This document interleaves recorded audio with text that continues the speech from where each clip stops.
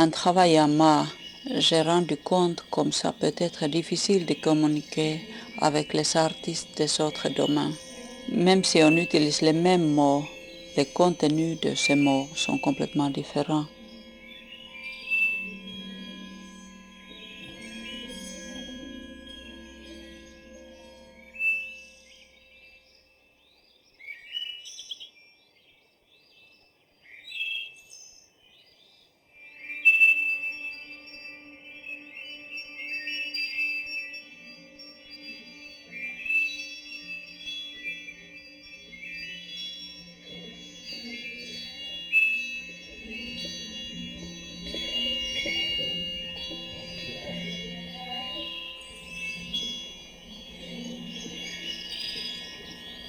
En regardant l'Europe des États-Unis, je me suis sentie pour la première fois européenne.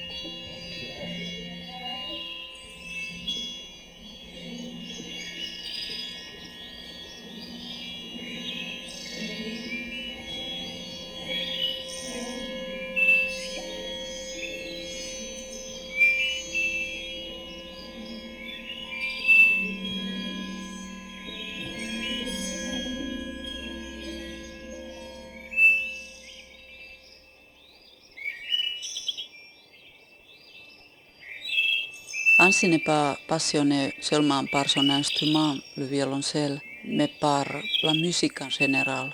Et il m'a fait connaître beaucoup de la musique classique et contemporaine.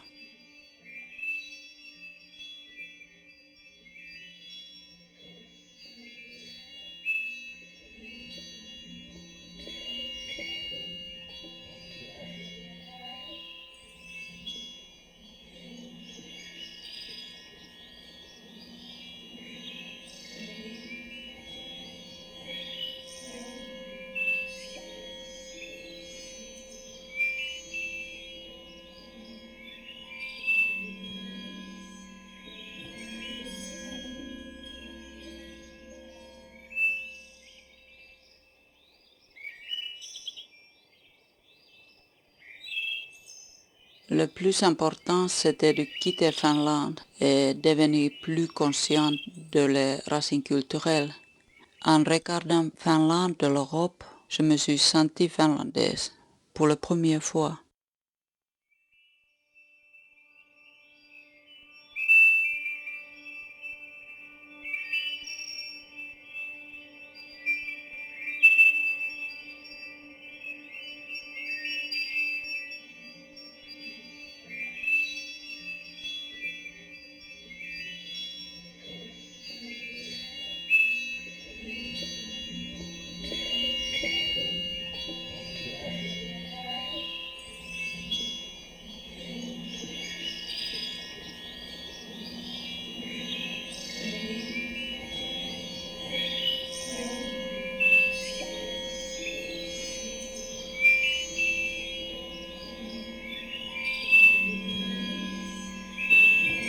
C'était la première fois que mes parents ont entendu ma musique. Je crois qu'ils étaient très bouleversés, surtout mon père.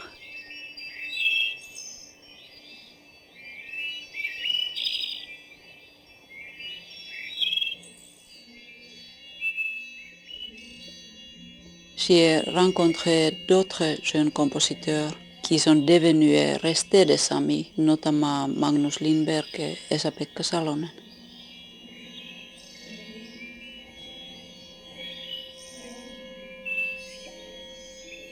J'ai dû traverser beaucoup de paysages et personnes avant de me trouver vraiment.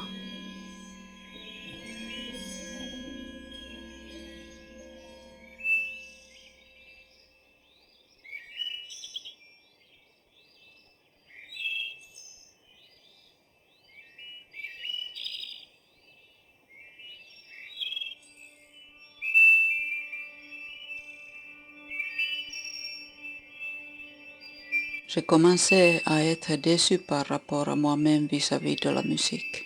Et c'est pour ça que je me suis tournée plus en plus vers l'expression graphique.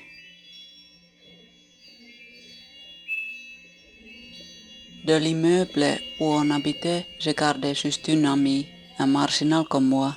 Elle était marginale parce qu'elle était suédoise et elle avait de graves problèmes de santé. Et moi j'étais marginale parce que j'étais timide, je jouais du violon et j'avais de grands pieds. J'ai marqué dans mon journal le 7 mars 1961. Aujourd'hui, j'ai failli tomber sur mes fesses quand j'ai vu un piano dans le living. J'avais pensé qu'on va me donner ça seulement en automne.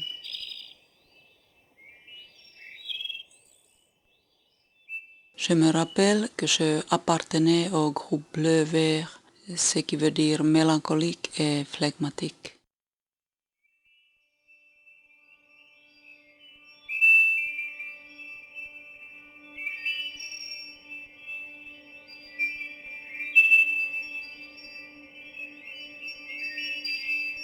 J'étais un enfant timide et quand je pense à mon enfance, les souvenirs les plus tristes sont les moments que je restais enfermée, malade chez moi. Ça se passait très souvent en fait.